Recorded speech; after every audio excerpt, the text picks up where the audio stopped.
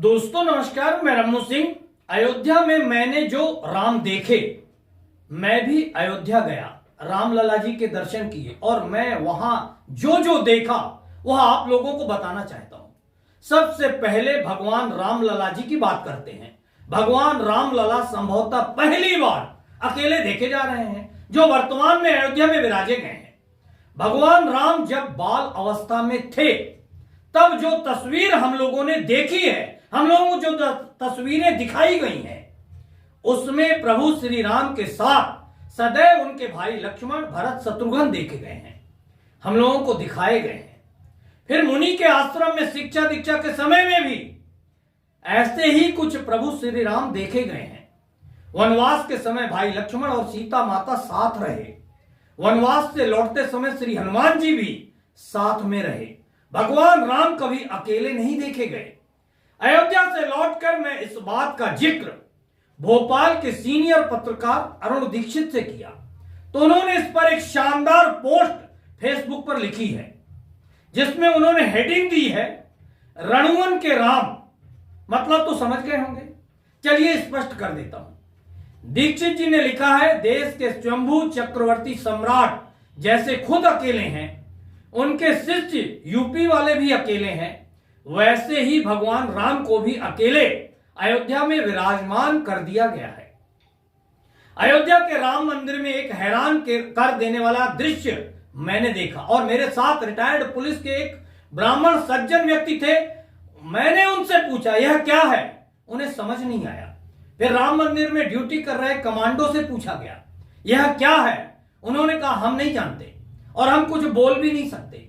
भगवान रामलला के मंदिर के अंदर जो स्तंभ बनाए गए हैं, जो पिलर बनाए गए हैं, जो खंभे हैं, उन स्तंभों में 3 लेयर में मूर्तियां बनाई गई हैं। कहीं कहीं 2 लेयर में मूर्तियां बनाई गई हैं। 2 लेयर की मूर्तियां तो समझ में आ रही हैं, मगर जो सबसे ऊपर लेयर की मूर्तियां हैं वह समझ में नहीं आ रही हैं। जो लोग अयोध्या रामलला के दर्शन करने अभी जा रहे हैं वह जरा समझ कर आए और कमेंट्स बॉक्स पर लिख कर बताएं कि सबसे ऊपर वाली लेयर में किसकी प्रतिमा बनाई गई है। इन स्तंभों में नीचे कहीं भगवान शंकर जी के कुछ स्वरूप है, कहीं भगवान कृष्ण जी के, तो कहीं बजरंग बली जी अलग अलग रूप में विराजे गए हैं, मगर इनके ऊपर अर्धनग्न सी अप्सराएं विराजमान है। मेरे मन में सवाल उठा, श्री हनुमान जी के ऊपर अर्धनग्न अप्सराएं, आखिर यह किसकी सोच हो सकती है। रामलला के मंदिर में मोबाइल ले जाना वर्जित है। मोबाइल बाहर काउंटर पर जमा करना होता है, इसलिए फोटो और वीडियो नहीं बना पाया। मगर मैंने अंदर जाकर देखा कि वीआईपी लोग मोबाइल भी ले जा रहे हैं, फोटो भी खींच रहे हैं। ठीक रामलला के सामने वाले द्वार तक जूते चप्पल भी पहनकर जा रहे हैं। मुझे लगा किसी दिन रामलला किसी वीआईपी से अगर पूछ लें क्या हाल है तेरा वीआईपी, तेरे एक के कारण हजारों आम जनता को मेरे रामलला के दर्शन करने के लिए रोक दिया गया है।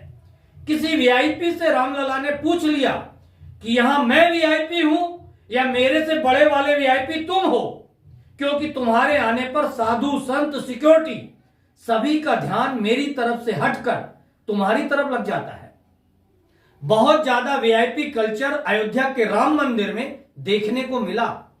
आम आदमी निरीह सा लंबी लंबी लाइनों में खड़ा रहता है और वीआईपी के आने पर यह आम आदमी और कुछ देर के लिए खड़े रखे जाते हैं।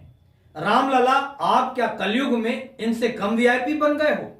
रामलला, आप अयोध्या के मंदिर में अकेले हो गए हो, इसलिए ऐसे बन गए हो कि नेता और अधिकारी आपसे ज्यादा वीआईपी बन रहे हैं? रामलला, आपको कभी रामचरितमानस, रामलीला टीवी सीरियल में स्वावले स्वरूप में नहीं देखा, नहीं दिखाया गया, मगर अयोध्या में आपको अति सांवले स्वरूप में, काले स्वरूप में विराजा गया है। देश में बढ़ते काले कारनामों के कारण तो नहीं आपने काला स्वरूप अपना लिया हो। अच्छा होता आप राजा राम के रूप में विराजे जाते, सीता माता साथ में होती और हमेशा सहायक की तरह, साये की तरह साथ रहने वाले भाई लक्ष्मण जी बगल में खड़े होते। कलयुग में भी साक्षात उपस्थित रहने वाले आपके अनन्य भक्त श्री हनुमान जी भी आपके पास, आपके आसपास, आपके साथ में होते तो राम राज्य की कल्पना साकार होती। मगर मैं तो यह भूल गया कि अब के अयोध्या को पर्यटक स्थल के रूप में बनाया गया है, कमाई का साधन बनाया जा रहा है। राम, आप तो मर्यादा पुरुषोत्तम राम थे, आप मर्यादा पुरुषोत्तम स्वरूप में अयोध्या कब आएंगे? कहा जा रहा है, बताया जा रहा है, अयोध्या में राम आ गए। अयोध्या में राम तो त्रेता युग से आए हुए हैं, फिर राम को लाने की शक्ति किसमें है? क्या कोई राम को ला सकता है? कलयुग है, हो सकता है राम को लाने ले जाने वाले लोग भी उपस्थित हो गए हों।